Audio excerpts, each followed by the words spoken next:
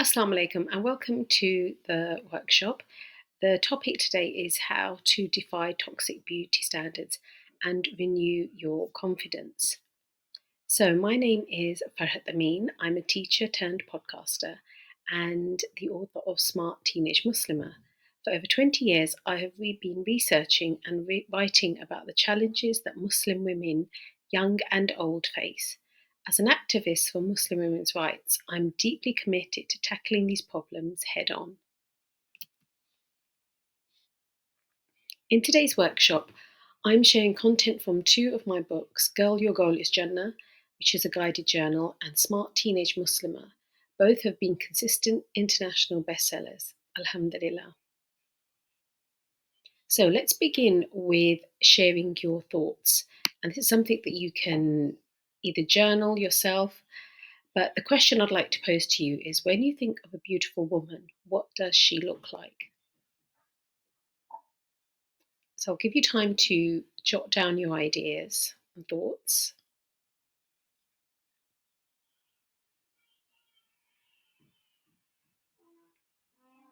Now, when I've done this workshop live, the type of words that have come to mind are skinny, tall, thin, blonde, fair, white, made up, actresses, celebrities. These are all the words that girls and women, came up with, and they thought of a beautiful woman. So the next question is that where do you think you got the views that you have expressed? Where have you got them from? So again, if you could write down your thoughts.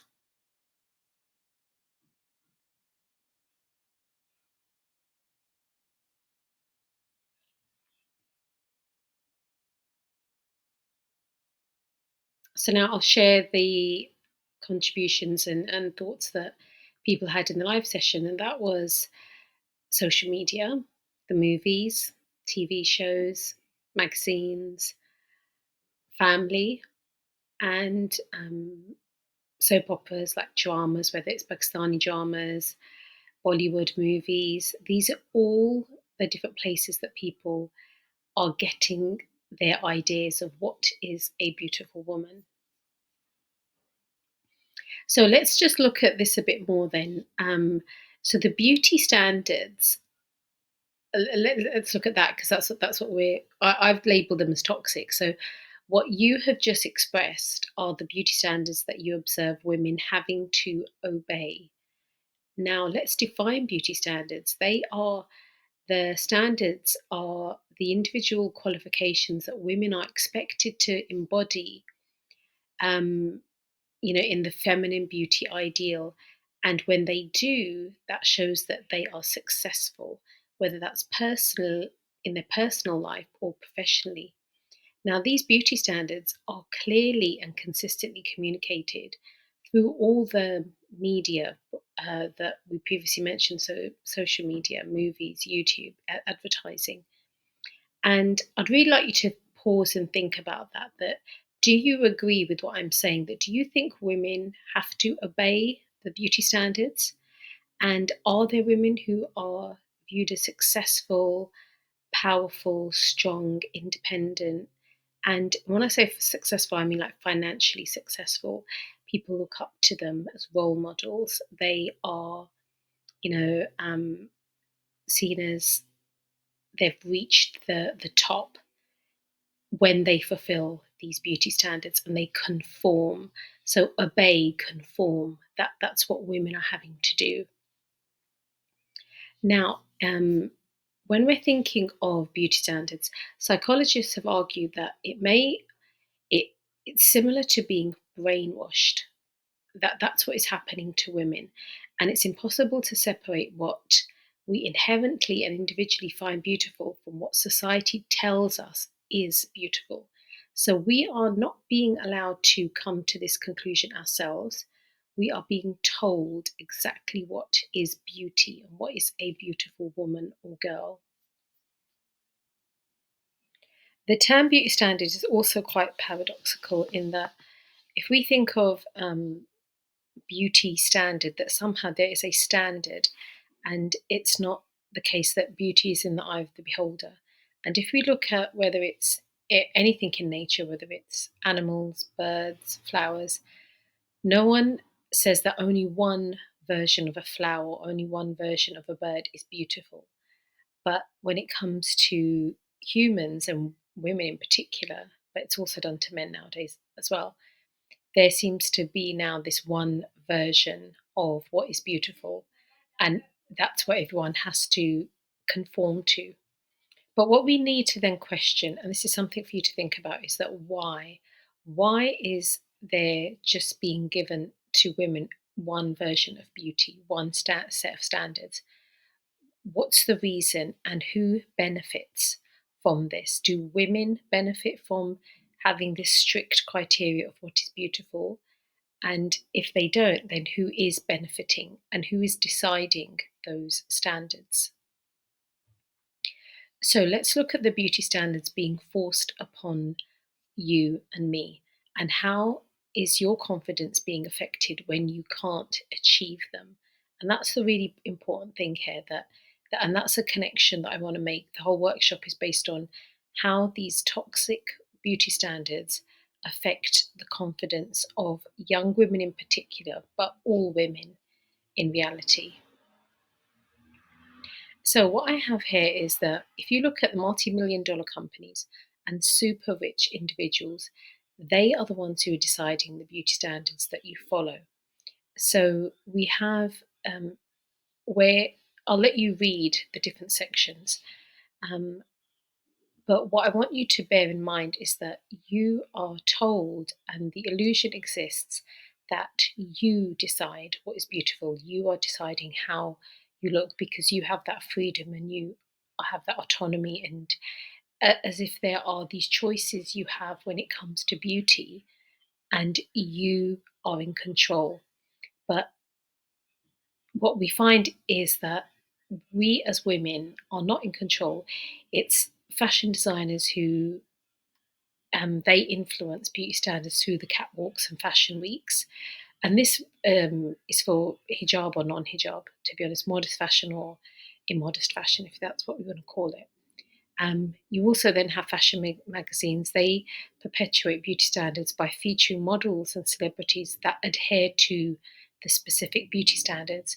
You might be thinking, well, there are some fashion models who are there's some diversity there, there's some differences, and we'll talk about that in a little while. But I'm thinking of the mainstream majority what image that is given in fashion magazines. The mainstream models who we see very often. The look of the celebrities, their lifestyle, their appearance.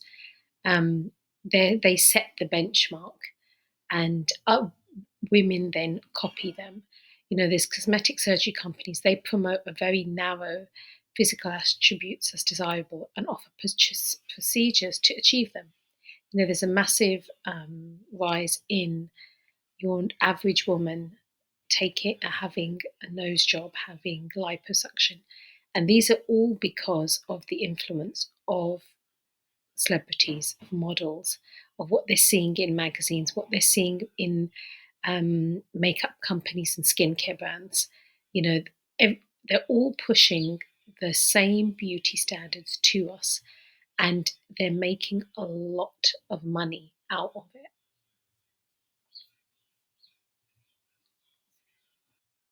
So let's now look at a few of the standards. Number one, you must be skinny and tall. Now, again, I would pause and think about what I'm saying, that the idea of it's not just about being the goal is not to be healthy, the goal is to be skinny. So now BMI, this is the body mass index, and that's the way a better way of measuring how what's a healthy weight, and you're given a range. You can calculate that based on your height and your weight. So you can calculate your BMI by going on to, just type in BMI calculator, and you put in your height, you put in your weight, and it will tell you what is healthy for you. Because there has to be some kind of way of measuring, some kind of unbiased, um, you know, what can I say, like statistically accurate or you know way of getting what is a healthy weight, rather than it being just based on the way people look or people's desires. And this is in medical. That's what I'm. That's what I'm looking for. A medically sound way of calculating what is a good healthy weight. What is when is it when are you overweight, which would then be unhealthy or obese? When are you underweight? These are knowing what is a good weight to be is important. Now, if a study published in the International Journal of Eating Disorders found that the average body mass index of fashion models in the United States is 16.3, which is underweight. Yeah, that's really important to remember. If a healthy range starts at 18.5, the majority of models we see and are then we aspire to look like, because that's what all the fashion companies are using most of the time, they are underweight. So they're giving us a goal to achieve which is unhealthy for us. The vast majority of rich and famous actresses, singers, and models don't resemble average women like me and you. They are excessively thin and tall, and these are the women that society expects you to imitate. Yeah, because they're the ones, I've just used these three examples because they are really popular at the moment. So you've got Taylor Swift, Deepika, who is a Bollywood actress, and Zendaya, who is a Hollywood actress. And they are you they promote makeup, they promote fashion, they're promoting their movies, they're promoting their songs. And these are the people that we girls and women are consistently being shown. And also they are seen as being very rich. Well, they are very rich, powerful, successful, strong, independent women. And so what we are being told, if we want to be successful, we need to look like them. And although they won't say that, it so bluntly, that is the essence of what is happening when we keep seeing women who look like this, and they're the ones who, they're everywhere on social media. They're on the talk shows. They're on YouTube videos. Their food, what they eat, how they exercise, what clothes they wear. That's what the gossip is about, and so therefore that is why we are consistently seeing them. So I'd like you to think about this, that do you feel the pressure to be skinny? And so have a think about that. And another question is, do you wish you were taller? So now if you've answered yes to either of those two questions, um, you need to think, how does that make you feel? Does it make you feel inadequate? Does it make you feel like you're thinking, I wish I was skinnier? I wish I was taller? Because if we just take the idea of being taller, now we as Muslims, we understand that Allah created us at a certain height, and that was in Allah's wisdom. Now, people then will, to look taller, they will wear high heels. You'll try to wear clothes that will make you look taller. But this kind of feeling inside of you where you're thinking, I'm not happy with my height, I'm not happy with my body image. That is what starts to knock your confidence and your self-esteem. And that is not good for you. That's not good for your mental health. And it has an effect on how confident you feel when you go out. And the connection I'm making here is that you are being made to feel like that because of the beauty standards that exist and are promoted by celebrities, by influencers, and by the whole fashion and beauty industry. And that is wrong. That is not acceptable. That is not good. So let's have a look at this is a quick calculation that I did and stats I found online about what's the average weight and height of women, and then we can see who is underweight. Now, you can't really see that's the US statistics, and Okay, I can just. It's basically approximately the BMI is approximately 29.6 for your average woman. For the UK, it's 27. But if we just look at these three heavily promoted women, they are all underweight. They are all taller than your average woman, and they are all um, uh, their weight is underweight when we look at it, compared to their height. Now, again, now that is not good. And this is just I could have done this. I could have done like 5 slides and got loads of other women, and the numbers would have been very similar: underweight, underweight. And what that means is when you're underweight, that means you're very weak physically. And that's not good for women to be in a state where they're weak. What can happen if you become too underweight? You don't have a period. But just think of as if you're weak and underweight, you can't protect yourself. Yeah, that's not good to be putting women in that, encouraging women to be in that situation. And one of the things, even though, like, you might be thinking these women are underweight, but they look amazing, that's because they're wearing a lot of makeup. Their pictures are filtered. They're. I think we all know that. But so even though they're underweight, they're presented to have this healthy glow, to not have bags under their eyes. They've got this thick, silky hair.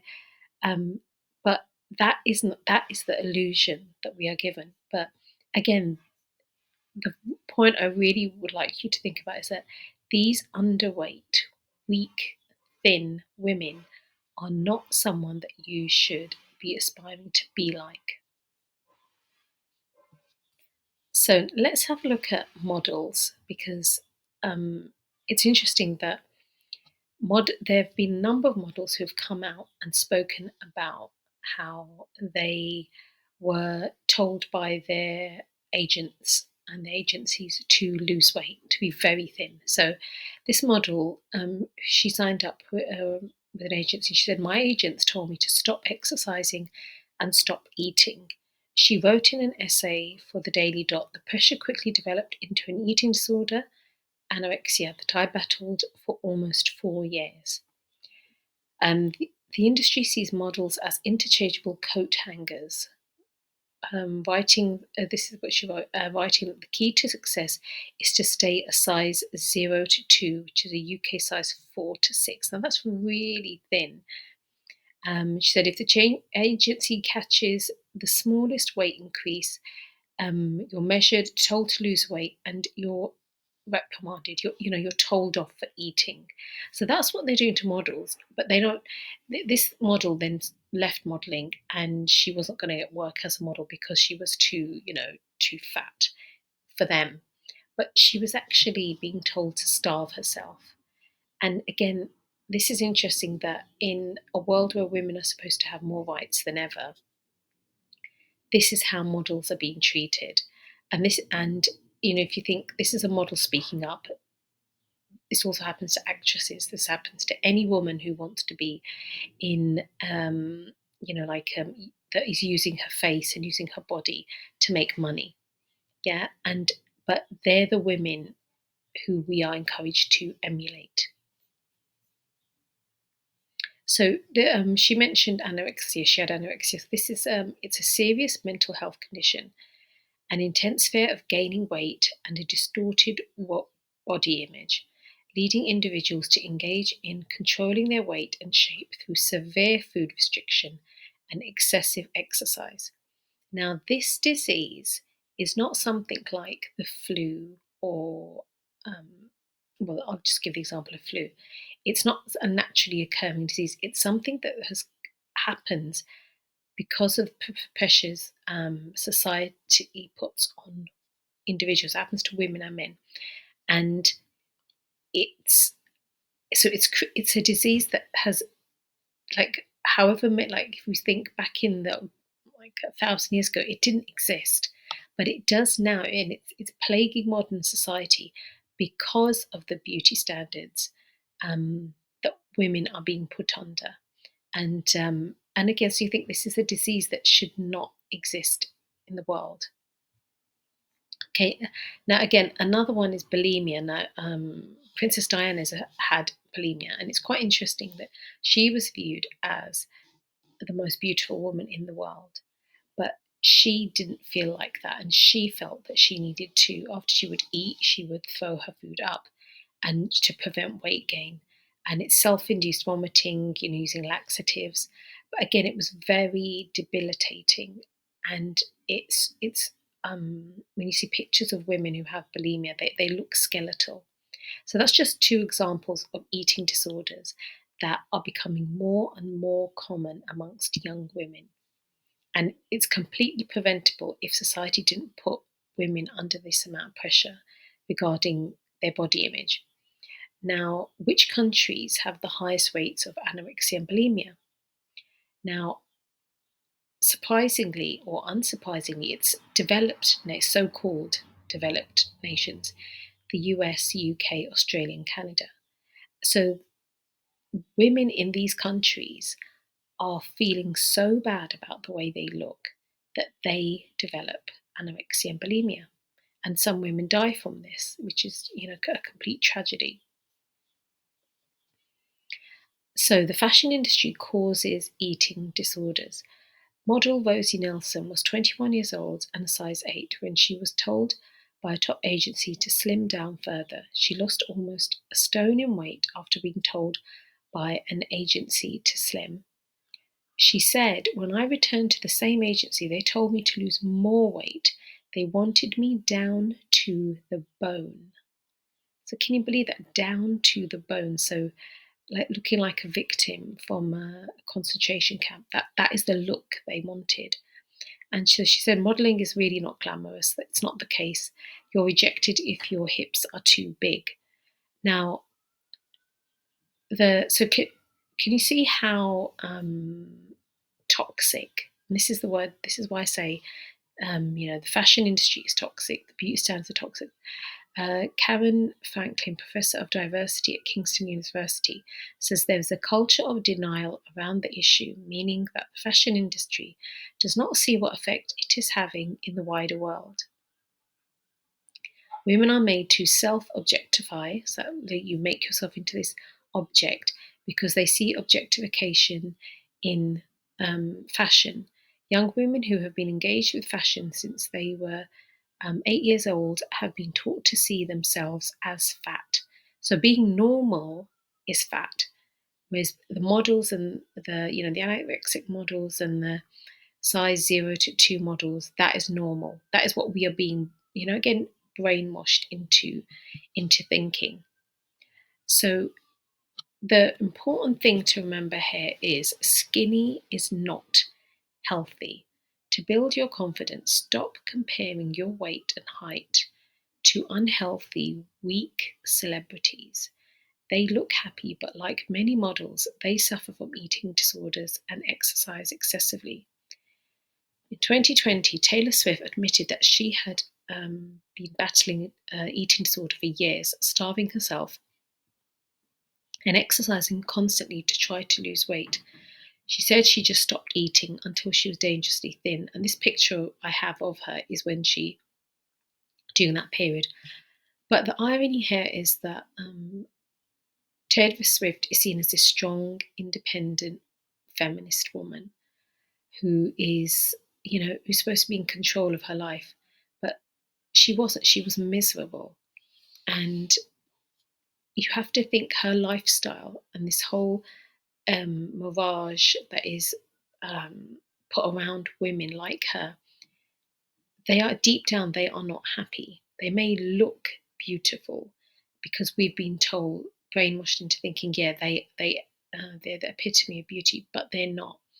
And who knows how many other women are in that situation who are in the public eye, but they don't admit it because it wouldn't look good for their profile. It wouldn't look, it doesn't go with their aesthetic and their brand that they are conveying. Now, I did mention about, there are women like, let's say, there's Beyonce, there's Kim Kardashian, who is more curvy. Now, I would say they are anomalies. They're very few and far between. And but and they've got to a point where they are so rich, so famous that they now don't have to conform as much. But for the ones who, if they're for the women who want to be successful and get the movie deals and get the brand sponsorships and get money thrown at them by fashion houses, if they want to succeed, and the ones that are coming up, and if you think of the young women that are thinking, I want to become an influencer, I want to become, the next Kim Kardashian or the next Zendaya, they know they have to conform to the beauty standards or they will not rise up the ladder. And these women that I've mentioned here, the existing models and actresses, they know that if they don't keep up to these standards, they then will lose all their money at the end of the day and their fame. So there isn't diversity is just in name only. There was a big campaign to have plus size models. This was maybe 10, 15 years ago. And it's interesting that trend has now died down because there was a lot of talk about models and the excessive skinniness. But that seems to now doesn't seem to bother people. But again, because you will get these very skinny models. And just again, looking at the actresses, it just seems to be the skinnier, the better. So let's move on. How do you then cultivate confidence? How to nurture positive body image? Because that's what we want to, once we've understood how we are being played and how we are being tricked into conforming, we need to then think, how can I take back control? So the first thing to really remember and really internalize is that the beauty and the fashion industry does not care about you. The fashion, it doesn't matter what the influencer is saying to you, think they're your friend or you know them. You don't, you are just a customer. You are just a consumer for them. You're a pound sign, you're a dollar. They genuinely don't care, even if they are Muslim. The fashion and the cosmetic industries are raking millions by convincing you to obsess over your appearance. They bombard you with images of unattainable thinness, which I've just evidenced, and set standards that leave you in a constant state of anxiety. Contentment with your body feels like a distant dream as you are flooded with messages of negative self perceptions. Celebrities and influencers only serve to validate these toxic beliefs, leaving you feeling inadequate, unworthy, and weak. And it's because you feel that way because you're comparing yourself to them. Okay, that's the connection here. And so you need to break that connection. Stop comparing yourself to this false ideal of beauty. So take back control of your body. You find yourself trapped in a cycle of self criticism and despair, believing that happiness hinges on shedding pounds or altering your appearance. The dieting industry thriving off your insecurities, cashes in on your desperation, peddling quick fixes and false promises. But it doesn't have to be that way. Don't let these profit driven industries dictate your self worth or how you perceive your body. They don't have your best interests at heart. They're only interested in lining their pockets at your expense, and it's the expense of your mental health and your well being. So, your goal in life isn't to stress about your looks. That was not the reason why you were created. That's how it's become for many women, but you need to cut that off. And you can change that. So, Allah tells us in the Quran, I have not created men and women, men that's human beings, except that they should worship me. That is the purpose of our life. Worship in Islam is a concept that may differ from what many think it is. Islam offers a unique perspective. You see, Islam is not just a religion like Buddhism or Christianity. It's a complete way of life. It encompasses a comprehensive set of laws and guidelines that touch every aspect of human existence. So, whether that's social, education, moral, economics, politics, and it offers us a way to navigate our life with justice and virtue. So, the question that comes to mind is, what does Islam say about body image? Because if Islam is a way of life, it does give us guidance about how to view our body image and our appearance. Now, I'm not going to go into a great amount of detail. I'm just going to give you some snippets. And like I said, I go into more detail in my book, Smart Teenage Muslimah, and Girl, Your Goal is Jannah. So your looks do not define you. Yeah, that's really important. You are more than just your looks. The Prophet ﷺ said, Allah does not look at your outward appearance and your wealth, rather, He looks at your hearts and your deeds. And in another hadith, it says that actions are by intention. So your intention, your heart, your deeds, yeah, that's what Allah is interested in, not your outward appearance. Allah created you with your outward appearance, your height, the color of your skin, your body shape. There's we'll talk about being healthy in a little while, but the color of your eyes, the color of your hair. These are things that Allah gave us, but we choose what actions to do. We choose what to believe in, and that is what will you will be questioned on the Day of Judgment. So your worth extends far beyond physical beauty. It's in your character, your good deeds, your compassion, and faith. These attributes will stand the test of time, for they reflect the inner workings of your soul. So nurture your body as a trust from Allah, but do not allow it to define your identity. Let your inner beauty be guided by faith and shine forth and illuminate your path, inshallah, to Jannah. So let's look at how taking care of your health, because that is important. That wanting to look nice, wanting to look clean, wanting to look put together, wanting to look attractive. These are all things that are encouraged in Islam. It's not discouraged. But what we need to have is balance and understand, when does Allah say it's okay to look really glammed up? When is it okay to wear, lots of makeup? When is it okay to wear like really beautiful clothes? And when is the time to be modest? When is the time to not be, showing our beauty to, like we have mahram, we have non-mahram for a reason. And men that are blood relatives that we can show our beauty to, and times when we can't. Um, there are times and places, as opposed to in the West and secular thinking, which says you should just show your beauty whenever and to whoever and however you like. So, taking care of your body, indeed, your own self has rights over you. This isn't a suggestion, it's a truth embedded in the teachings of Islam. Your well being, both physical and mental, is not a luxury but a responsibility. Your body is a gift given to you by Allah, and it is your duty to take care of it.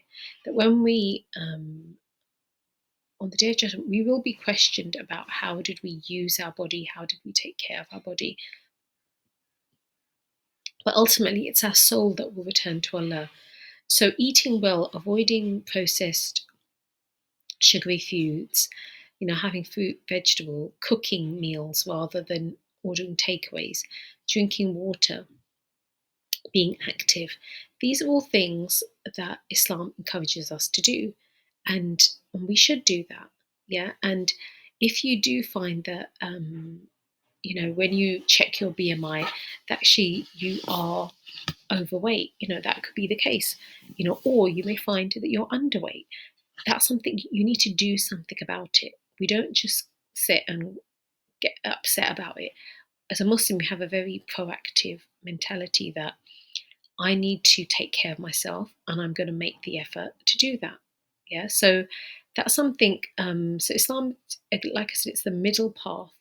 We don't go to the extreme that we've just looked at in the beauty industry, where it just wants women to be so thin that you're weak and you're dieting, and it consumes your time and energy, your appearance. And we, on the other hand, we don't become so lazy, so unhygienic. That we don't take care of our cleanliness. Tahara is very important in Islam. We it's we don't go to either extreme. Um, and there are, again, I'm not going to go to in great detail, but that is something I would encourage you to find out more about, inshallah. So we also need to take care of our mental health, our mind, our emotions, our thoughts.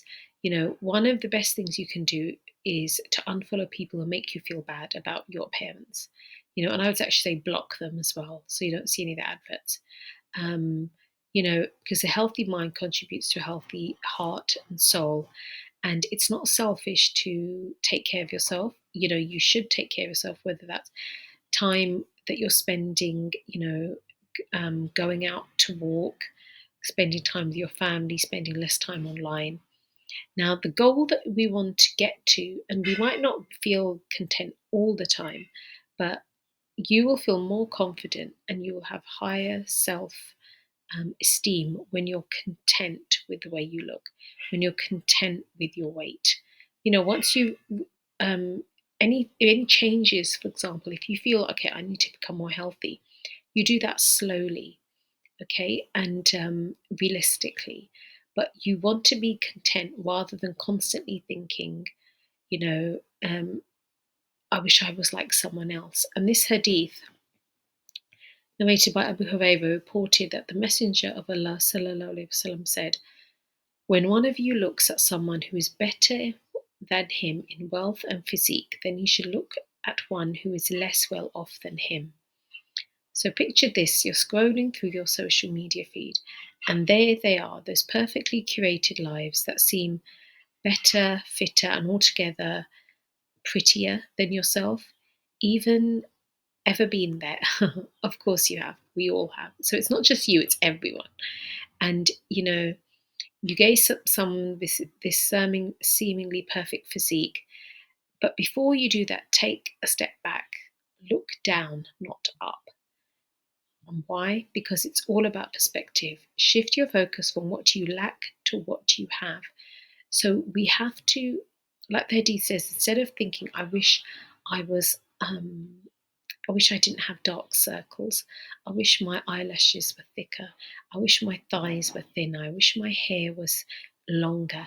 Instead of constantly doing that, look at the fact that you are not disabled. That you can see, that you can walk. If, for example, you do have a disability, then you need to think, well, even within a disability, with every hardship there is ease.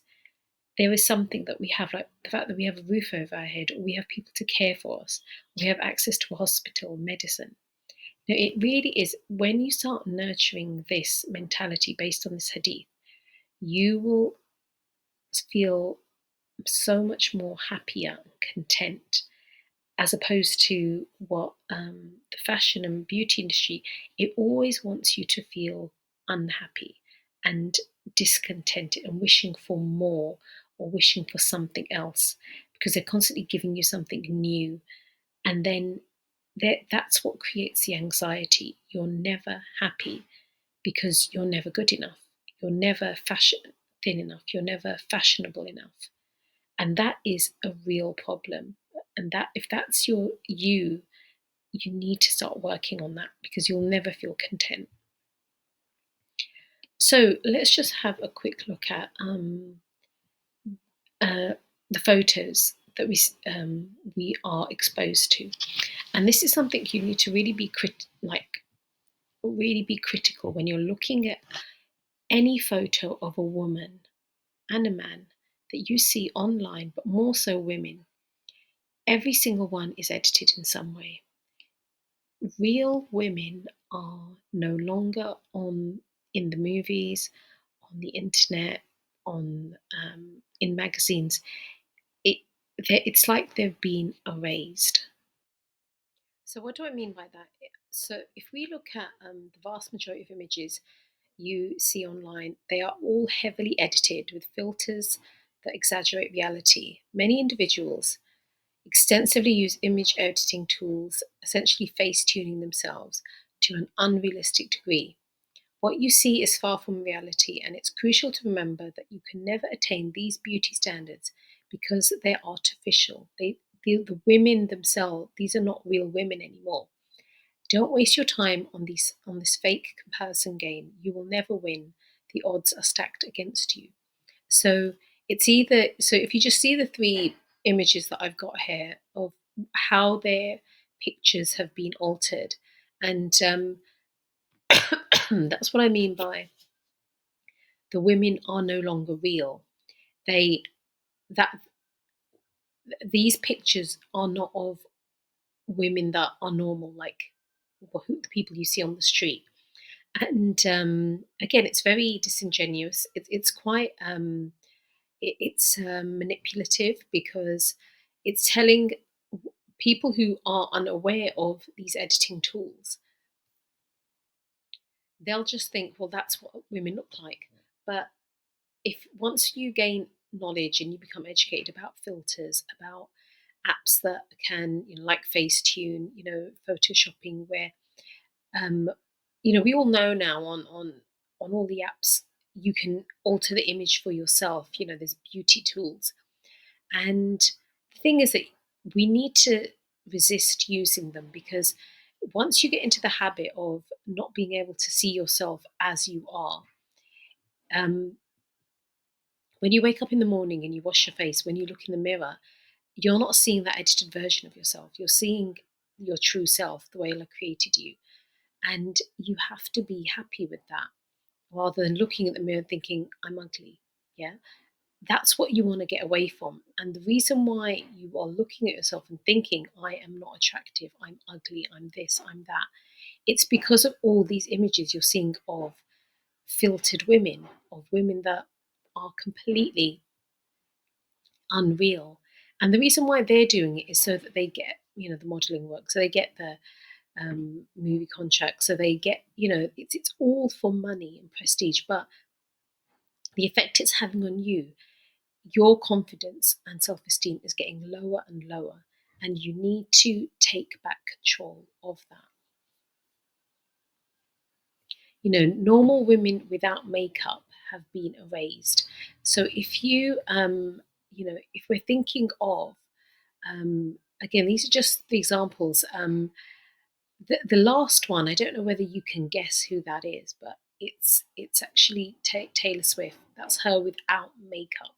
Look how different she looks. And then that's Kim Kardashian, and that's Mila Kunis, I think her name is. She's an actress, but again, without their makeup and without the editing done to them, they just look normal, like we are. They're nothing special. But the the picture that's given to us is the unreal image that makes women feel bad about their looks when we shouldn't. It really is like a mirage. So I just want to end the workshop on this point about not being jealous, because um, if you think of the marketing strategy of the fashion and makeup industry is envy and jealousy. It They want to invoke in you this idea that you could look like these women. If and it's a big if you buy our clothes, if you use our products, if you use our services. That's what they're saying to us, and they want you to feel jealous, not happy or content or like any kind of sisterhood for these women. They want you to feel jealous and wish you could be like them. And now that's being jealous is not a good, thing to be. The Prophet ﷺ said, "Save yourself from jealousy. This is because jealousy consumes good deeds, just as fire consumes firewood and grass." So instead of dwelling in jealousy, so jealousy is actually a really bad thing, and you can see, the whole discourse on internet is very full of hate, full of dragging people down, and there is a lot of jealousy and cattiness and nasty comments. online about people. So instead of dwelling in jealousy, channel your energy into gratitude. Be thankful for the unique blessings bestowed upon you. Nurture a heart filled with contentment, knowing that your path is your own and your journey is divinely ordained. You know, Block and unfollow people online who make you dissatisfied with your life, with your looks, with your appearance. Take a moment to go through your TikTok accounts and click that block button. And if it's family members that make you feel like that, then just mute them.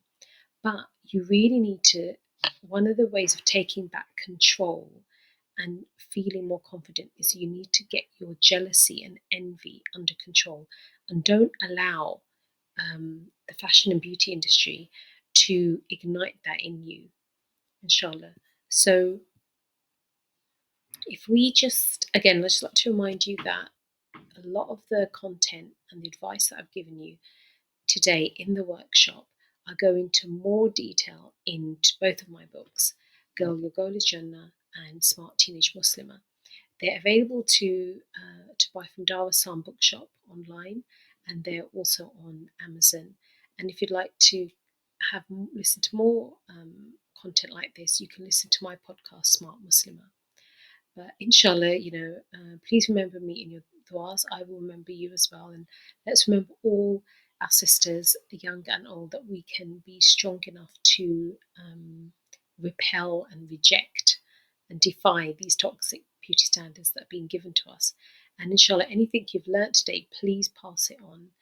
If you have any questions, you can email me at hello@farhatamin.com.